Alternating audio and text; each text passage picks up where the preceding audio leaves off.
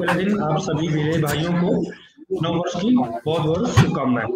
हमारे साथ आज हम इस श्रृंखला की आज की मुलाकात श्रृंखला में सीएससी पोर्टल से श्रमिक पंजीकरण के संबंध में जानकारी आप सभी को प्रदान करेंगे। हमारे साथ देवेश जी हैं जो कि दिल्ली हेड ऑफिस से हमारे साथ जुड़े हैं। देवेश जी, स्वागत है आपका इस कार्यक्रम में। थैंक यू विनय जी। देवेश जी, आज आपसे बस रिक्वेस्ट है कि श्रमिक पंजीकरण में जो भी समस्याएं आती हैं, जो कि रेगुलर बेस पे हम लोग को कॉल्स वीएलई भाइयों का आता है, उन सभी को रखते हुए कैसे प्रोसेस, पंजीकरण का क्या प्रोसेस है, नया रजिस्ट्रेशन का क्या प्रोसेस है, और अगर कोई रिन्यूअल कराता है बीयूसीडब्ल्यू बोर्ड में उसका क्या प्रोसेस है, उसके बारे में आपसे अनुरोध है कि विस्तृत में जानकारी दें। Over to you Devesh ji. हाँ जी, hello everyone, this is Devesh, I am from Delhi head office. तो मैं आज आपको श्रमिक पंजीकरण के रिगार्डिंग एक पावर पॉइंट प्रेजेंटेशन के थ्रू आपको जानकारी दूंगा।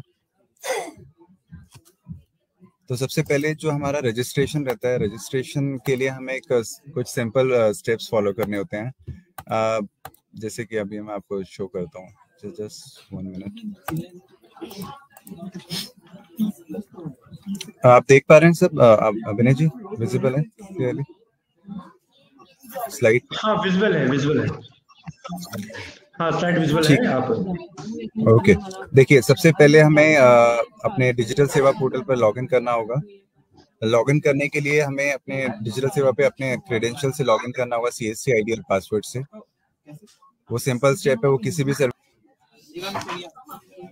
ये तो था हमारा न्यू रजिस्ट्रेशन का प्रोसेस, जो हम श्रमिक का पंजीकरण करेंगे, न्यू रजिस्ट्रेशन जो करेंगे नया। अभी हम वो स्टेप्स देखेंगे जो हम जब हम रिन्यूअल करने जाएंगे के लिए करवा सकते हैं कौन कौन लोग। उसके लिए या आप देख रहे होंगे स्क्रीन पर, या तो बिल्डिंग कंस्ट्रक्शन बिल्डिंग का कार्य कोई करता हो, बढ़ई का कार्य करता हो, बहुत सारे ऐसे कार्य हैं जो बिल्डिंग और अदर कंस्ट्रक्शन वर्कर के लिए ये एलिजिबल है, जो श्रमिक पंजीकरण करवा सकते हैं।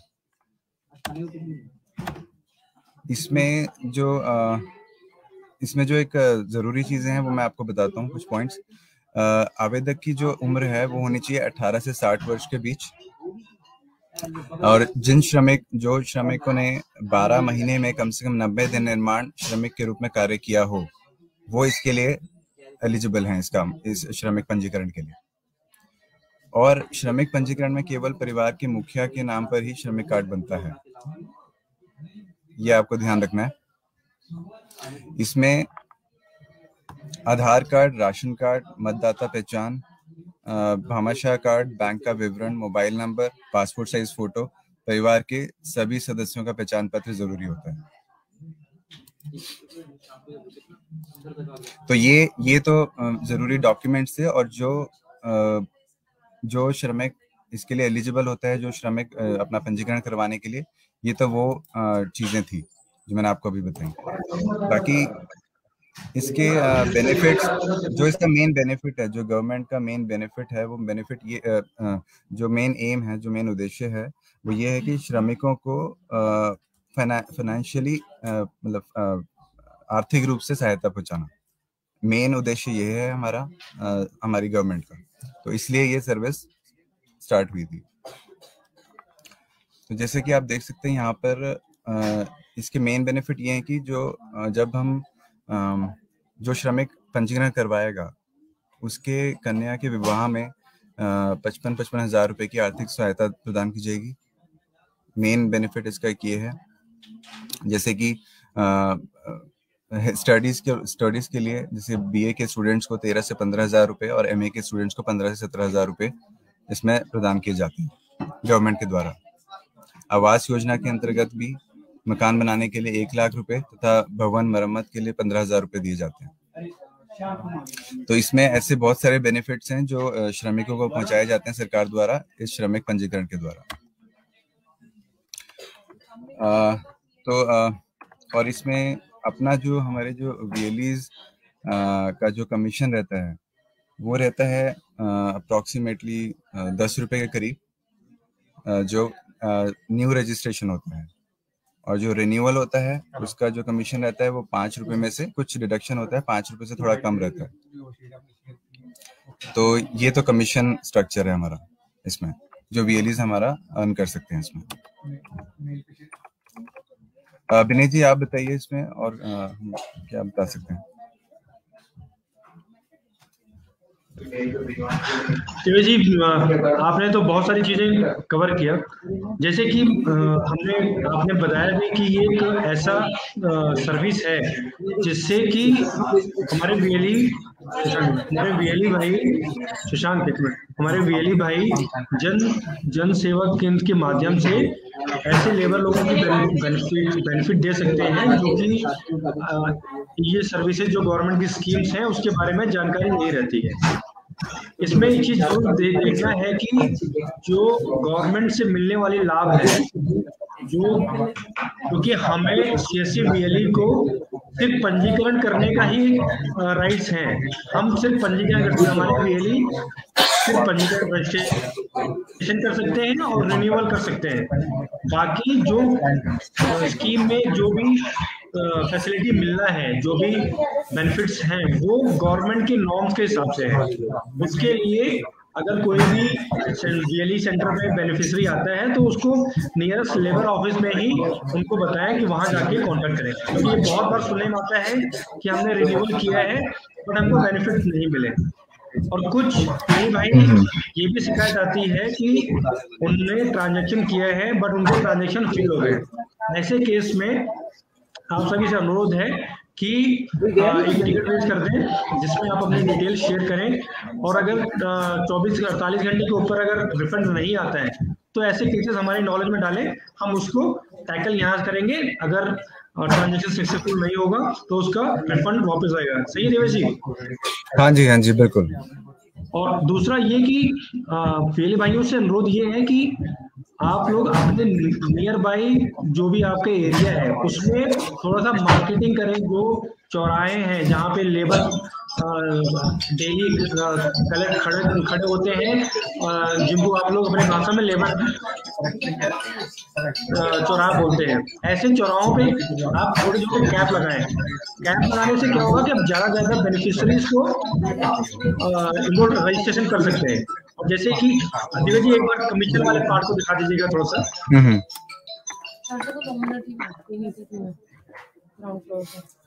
जैसे कि आप देख रहे हैं कि ये एक सर्विस ऐसी है जिसमें कि सबसे ज्यादा कमीशन है। भाई आप 15 रुपए फीस ले रहे हैं जिसमें से 10 रुपए कमीशन आपको मिल रहा है, और रिन्यूअल के लिए 25 रुपए ले रहे हैं जिसमें से 5 रुपए कमीशन आपको मिल रहा है, जो कि एक अच्छा कमीशन है आज की डेट में। अगर आप देखें तो ये कमीशन इनसे मिल रहा है, कहीं अलग से पेमेंट नहीं आता है। आपका ऑटो कमीशन कटने के बाद पैसा आपको पे करना होता है। तो एक ऐसी सर्विस जिसमें आपको अच्छा कमीशन मिल रहा है, जैसे कि UCL है, बाकी सर्विसेज हैं जहां पे आपको कमीशन अच्छा मिलता था। अब आप इस सर्विस को भी यूज करके अपने सेंटर पे फुटफॉल बढ़ा सकते हैं और अपने ट्रांजैक्शन इंक्रीज कर सकते हैं, जिससे आपकी ग्रेडिंग भी अच्छी होगी। तो हर पॉइंट ऑफ व्यू से एक कि ये इजी टू रीच है, आपके नियर बाई लेबर चौराहे पे आप कैंप लगा सकते हैं। लेबर ऑफिस में डिस्ट्रिक्ट मैनेजर के माध्यम से लेबर ऑफिसर से बात करके, फैक्ट्रियां हैं आपके जो सब्जी मंडी लगती है, ये ऐसे बहुत सारे पॉइंट हैं जहां पे आप इजीली कैंप लगा के नंबर ऑफ ट्रांजेक्शन बढ़ा सकते हैं और ज्यादा कमीशन कलेक्ट कर सकते हैं।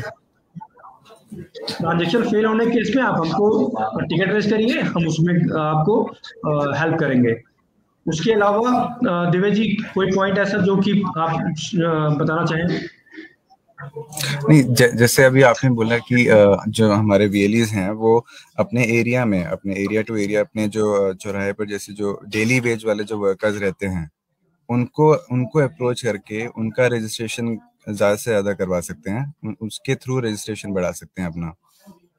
तो वो बहुत ज्यादा हेल्पफुल रहेगा, क्योंकि वो डेली वेज वाले जो वर्कर्स होते हैं उनकी भी बहुत ज्यादा हेल्प होगी इससे, और अपना भी रजिस्ट्रेशन कर सकते हैं, अपना भी रजिस्ट्रेशन बढ़ा सकते हैं, और खुद भी बहुत अपॉर्चुनिटी होगी इसमें कमीशन अर्न करने की। तो यही बोलूंगा दोबारा से कि एक जो अपने डेली वेज वाले वर्कर्स हैं उनको किसी तरह कैंप लगा के या चौराहे पर जो रहते हैं अपने एरिया टू एरिया सारे वीएलईज वहां पर उनको उन तक पहुंचने की कोशिश करें। दिव्य जी, इसमें एक पॉइंट और जोड़ना था, जैसे कि आप इस फेसबुक लाइव के माध्यम से मैं वेली भाइयों से कहना चाहूंगा कि जो डॉक्यूमेंटेशन है, जैसे कि 18 साल से 60 वर्ष के मध्य होना ही चाहिए। कोई भी श्रमिक 12 महीने या 90 दिन श्रमिक के रूप में कार्य किया हो और केवल जो वैलिड डॉक्यूमेंट्स हों उन्हीं का आप इस्तेमाल करिए।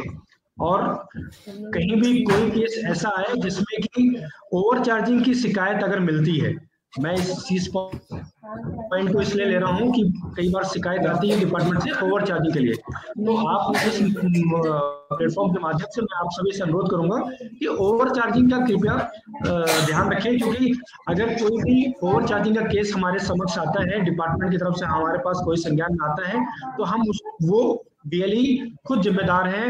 कोई भी जो भी सीएससी के माध्यम से या डिपार्टमेंट के माध्यम से जो भी कार्रवाई होगी उसकी जिम्मेदारी सीएससी वीएलई की खुद की होगी। तो आपसे अनुरोध है, जो अमाउंट बोला गया है या बताया गया है कृपया उसी अमाउंट में करें और ज्यादा ओवर चार्जिंग ना करें। इससे दो चीज फायदे हैं कि एक तो आपके सेंटर पे बेनिफिशियरी का फुटफॉल ज्यादा होगा, दूसरा कि गवर्नमेंट जो लेबर ऑफिसर्स भी हैं वो भी ऐसे वेरियस को आइडेंटिफाई करते रहते हैं जिनका रिकॉर्ड अच्छा हो और उनको कैंप्स में या जो लीड जनरेट होती है उसमें वो इन्वॉल्व करते हैं। तो यही कुछ बातें हैं जिनको आपको ध्यान रखना है। और लेबर रजिस्ट्रेशन को ऐसी सर्विस के रूप में लेकर चलना है जो कि आपके अर्निंग बढ़ाने में बहुत मददगार होगी। आज की डेट में बहुत सारी जो सर्विसेज हैं उनमें लेबर रजिस्ट्रेशन, लेबर रिन्यूअल एक ऐसी सर्विस है जिससे आप अपनी इनकम बढ़ा सकते हैं। तो इसी नोट के साथ आशा करता हूं जी थोड़ा सा मैं इंटरप्ट करूंगा। मैं इंटरप्ट करूंगा। कुछ कमेंट्स आए हैं, मैं चाहता हूं कि कमेंट्स मैं सामने शो करूंगा, तो उसका जवाब दे लें। मैं शो कर रहा हूँ।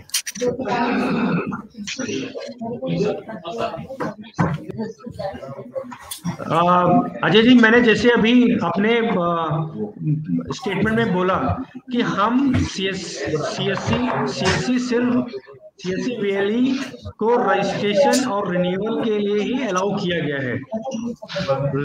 रजिस्ट्रेशन से उस लेबर रजिस्ट्रेशन करने के बाद जो बेनिफिशरीज को जो गवर्नमेंट के स्कीम के माध्यम से अमाउंट मिलना है, जो भी बेनिफिट्स मिलना है, वो डिपार्टमेंट देखता है और उसकी पूरी जानकारी जो भी प्रोसेस होता है वो डिपार्टमेंट के माध्यम से होता है। अगर ऐसा कोई केस आ रहा है तो मैं सुनील कुमार सीएससी से जो भी उम्मीद करूंगा कि वो नियरेस्ट लेबर ऑफिस में कांटेक्ट करें या हमारे डिस्ट्रिक्ट मैनेजर के माध्यम से अपनी बात को लेबर ऑफिस तक पहुंचाएं।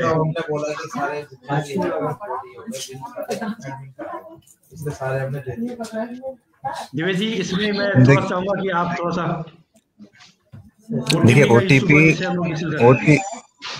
ओटीपी में कभी ये भी होता है कि जैसे कि श्रमिक की जगह कभी वीएलईज अपना नंबर भी यूज करते हैं और भी कोई नंबर यूज करते हैं। तो मैं यही कोशिश करिए कि श्रमिक का ही नंबर यूज कीजिए। और बाकी ओटीपी वाली जो प्रॉब्लम है वो ये आधार बेस्ड रहता है, तो उसमें टेक्निकल इशू कभी कभी रहता है। वो हो सकता है कि हाँ टाइम लगता है कई बार आने में ओटीपी, तो वो हम डिपार्टमेंट से कांटेक्ट करके हम उनसे कोऑर्डिनेट करके ये ठीक कराने की कोशिश करेंगे जल्दी से जल्दी, अगर ओटी में समय लग रहा है आने में। देखिए जी, लेबर कार्ड के नए रजिस्ट्रेशन हो क्यों नहीं रहे हैं अभी सर? अभी ये वेरिफिकेशन, इसका मतलब ये वेरिफिकेशन से रिलेटेड कुछ होगा, डिपार्टमेंट ने वेरीफाई नहीं किया होगा, उससे रिलेटेड कुछ इशू होगा ये, तो वो भी इन्होंने रजिस्ट्रेशन कर दिया होगा। हाँ इन्होंने रजिस्ट्रेशन किया होगा बट शायद वो वेरीफाई नहीं हो रहा होगा। अगर ये प्रॉब्लम है या फिर पेमेंट से रिलेटेड प्रॉब्लम है, ये इसमें कंफर्म करना पड़ेगा। लेबर कार्ड में आधार अपडेट नहीं हो रहा है। आधार अपडेट नहीं हो रहा, ये भी हमें वही डिपार्टमेंट से हमें कांटेक्ट करना पड़ेगा एक बार, बाकी ये जो इशू आ रहे हैं इशूज, ये जी अपने सपोर्ट पोर्टल में तो रेज हो रहे हैं ना। ये इनसे रिक्वेस्ट यही है कि ये अपना सपोर्ट पोर्टल में रेज करें और अपने ब्रिजेश जी लेबर से जी मैं दिवेश जी एक से ब्रिजेश जी से अनुरोध करूंगा कि इसके एक अपना सपोर्ट पोर्टल पे या कंप्लेंट पोर्टल पर रजिस्ट्रेशन कर दें ताकि हमारी कंसर्न टीम इस पे टैकल कर लेगी।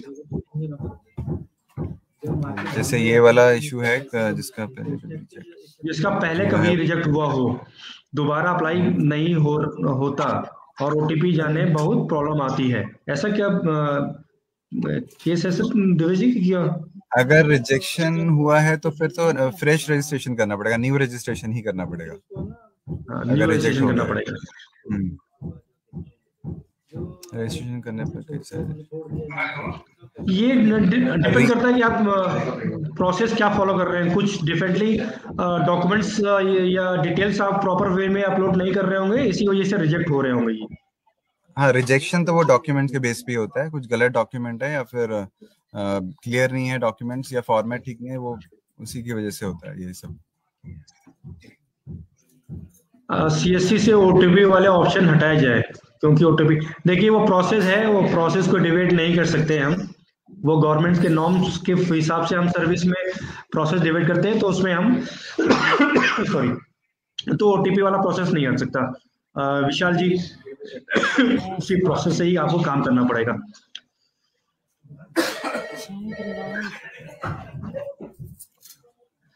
सर लेबर कार्ड में कुछ भी चेंज करना हो तो चेंज करना हो, उसके लिए आपको एडिटिंग करनी होती है, उसका भी एक प्रोसेस है, उसी में लॉगिन करके आपको रजिस्ट्रेशन नंबर से सर्च करके उसको आपको एडिट करना होता है। तो वो प्रोसेस तो आपको हम इनको विनय जी एक प्रोसेस फ्लो सर्कुलेट कर देंगे बना के। ठीक है ठीक है। एडिटिंग के लिए, ये एडिटिंग के लिए पूछ रहे हैं, एडिटिंग कैसे होगा?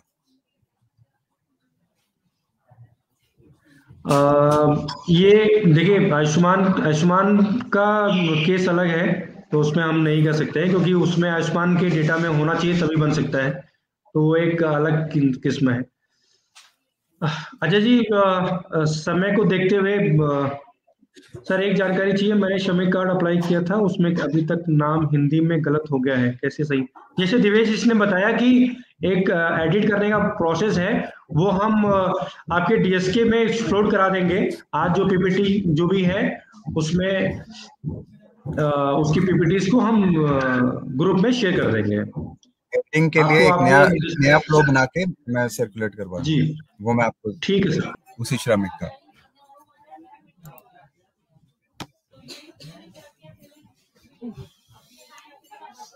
स्टेप्स फिर से वही सेम हमें रिपीट करने होंगे। हमें सिंपली अपना डिजिटल सेवा पे जाकर हमें लॉगिन करना होगा, अपना यूजर आईडी पासवर्ड लॉगिन पर क्लिक करके यूजर आईडी पासवर्ड एंटर करना होगा, सीएससी आईडी अपना पासवर्ड।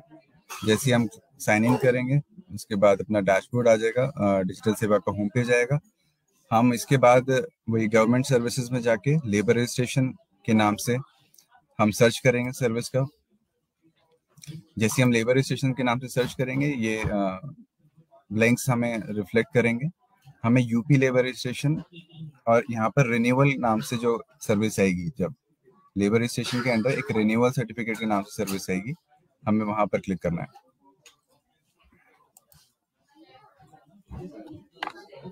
अब हमें यहाँ पर जब हम डिपार्टमेंट के पोर्टल पर जब रीडायरेक्ट हो जाएगा, तो जब डिपार्टमेंट का पोर्टल रीडायरेक्ट होगा स्क्रीन पर, तो हमें रिन्यूअल पर क्लिक करना है इस बार, क्योंकि ये रिन्यूअल है तो इस पर हम रिन्यूअल बटन पर क्लिक करेंगे। रिन्यूअल में क्लिक करने के बाद आपको वर्कर डिटेल, जिसका आपने नया रजिस्ट्रेशन किया होगा कभी पहले, उसका हमें रजिस्ट्रेशन नंबर के थ्रू हमें सर्च करना होगा डिटेल। तो उसके लिए हमें रजिस्ट्रेशन नंबर चाहिए होगा और आधार नंबर चाहिए होगा उसी श्रमिक का। जैसे ही आप वो सर्च करेंगे उसके रजिस्ट्रेशन नंबर से, आधार नंबर से, उसकी डिटेल रिफ्लेक्ट हो जाएगी।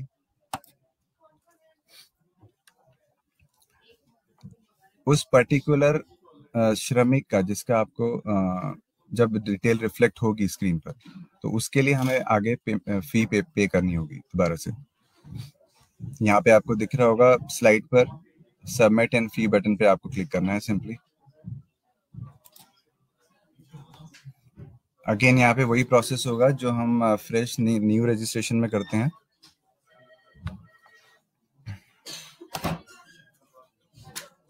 यहाँ पर आप वॉलेट पेमेंट गेटवे आ जाएगा, पे पर क्लिक करेंगे फी पे करने के लिए।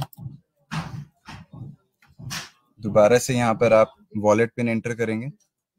वॉलेट पिन एंटर करने के बाद सक्सेस होते ही रजिस्ट्रेशन आपका ये फी पे हो जाएगा। तो ये सिंपल स्टेप्स हैं, ये सिंपल फॉर्म है जिसमें अपने श्रमिक की डिटेल्स डालनी है आपको सारी, और जो डॉक्यूमेंट्स हैं आपको मैं एक बार दोबारा से वो स्लाइड दिखाता हूँ जो आप में ज़रूरी डॉक्यूमेंट्स हैं रजिस्ट्रेशन के लिए।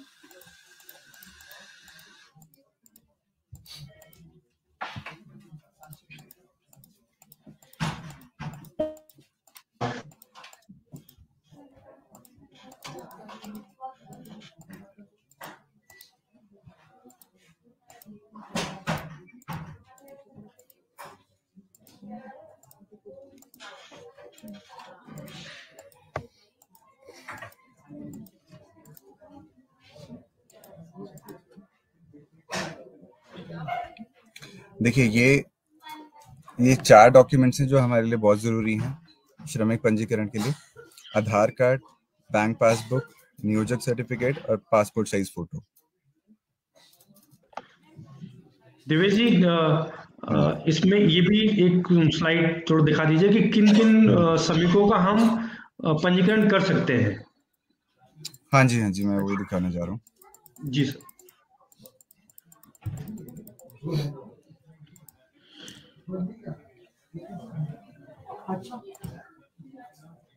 देखिए कौन कौन